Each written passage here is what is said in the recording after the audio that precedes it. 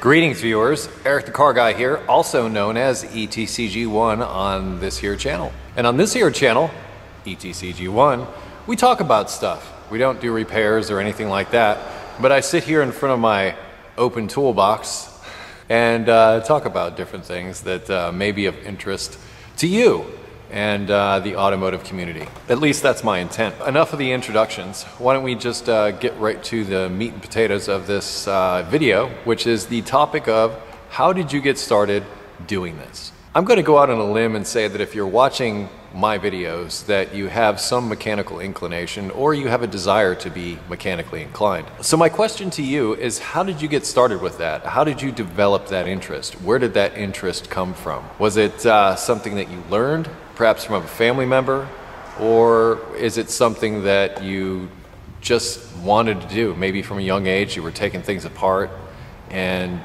maybe putting them back together, and eventually you got to a point where you had some aptitude at actually fixing things.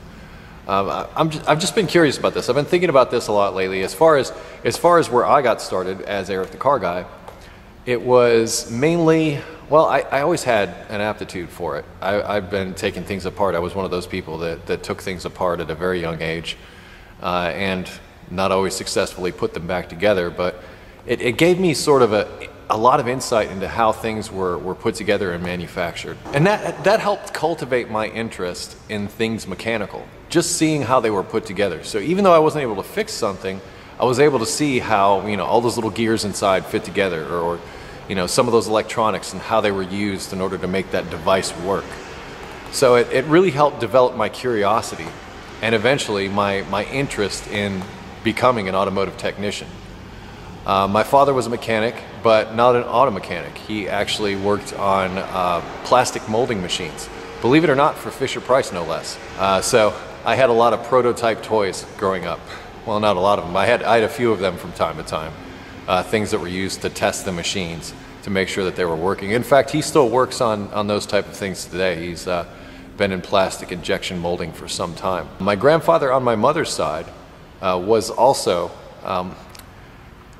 I'd call him a mechanic, but I'd also call him a fabricator more than anything. I do remember him, you know, doing lots of welding jobs. He, in fact, worked on the nuclear power plant in New York. He used to take me when I was a kid to the salvage yard where, you know, we would sometimes disassemble things. In fact, you know, that was right up my alley. Here I am, 12, 13 years old. He brings me out to the salvage yard. They just got a shipment of washers and dryers in. I remember distinctly, like washers and dryers from a local hospital that needed to be disassembled and the motors taken out of them and all those kinds of things. And I was in heaven, you know, there with my grandfather taking things apart in a junkyard, no less. Heaven. I know some of you are connecting with that. I know some of you like really identify with that. And some of you maybe not so much, but that's where my aptitude developed. And hanging out in my grandfather's workshop growing up, I could not use power tools. I was not allowed to use any of the power tools, but I could use the hand tools. And the other thing is the house where we lived was in the country, and actually right at the bottom of the hill from the driving range of a local country club. So people were hitting golf balls into our yard constantly, and my grandfather had huge bushel baskets that were full of golf balls.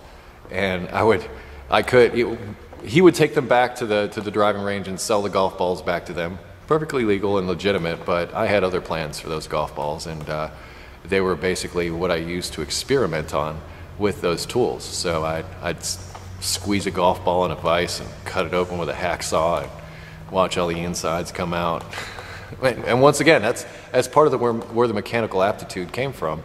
It was a lot from experience, but I always had a desire to do that. I always wondered how things were put together. I always wondered how they worked. And through the process of taking them apart, I got a good feel for how they worked. And there were times where I was successful enough to actually get them back together and to where they would still operate. And that was like a huge win. It was a huge rush to get something to work again after I'd taken it apart. And even more so if it was broken when I started and it worked when I was finished. I mean, you sort of developed kind of like a little high from that. And I'm wondering, I'm curious, and that's the reason why I'm putting out this video, is if it's the same for you. So I pose the question to you. We'll make this a short video. We'll make this more of a conversation. In fact, we'll continue this conversation over at the forum at ericthecarguy.com. Link in the description. How did you get an interest in things mechanical? How did you develop that interest? How did you develop those skills? Was there somebody in your life, like I said, a family member, or maybe a neighbor, or somebody in your life that helped develop that maybe taught you how to go about being a mechanic? Maybe they let you use their tools, anything like that. So basically, how did you get started doing this, and where does that interest come from? So that's ETCG1's question to you today. Well, now that we've asked the questions, how about you asking me questions? Well, if you have automotive questions, I would ask that you head over to ericthecarguy.com, type in a couple of keywords to the search function there at the top of the home page, and you just might get an answer to your query right then and there. If that's not the case, feel free to sign up for our forum. It's absolutely free. All you need is an email address.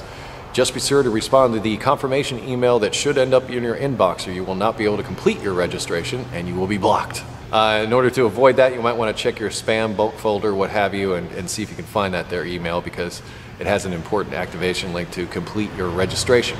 If you wish to connect with me socially, you can find me at Google+, Facebook, and Twitter, and I close each of my videos with, be safe, have fun, and of course, stay dirty.